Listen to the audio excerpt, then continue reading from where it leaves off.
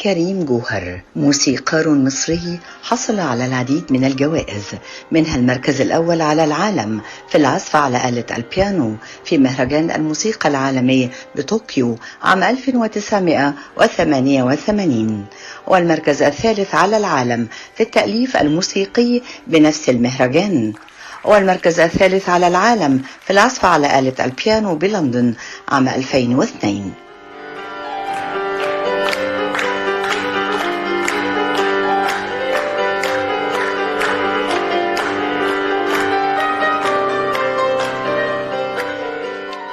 من المعروف أن كريم جوهر هو أول من طوع آلة البيانو، وهي آلة غربية في عزف الموسيقى الشرقية لأغاني وألحان الزمن الجميل، بالإضافة لمؤلفاته الخاصة التي يغلب عليها الطابع الشرقي.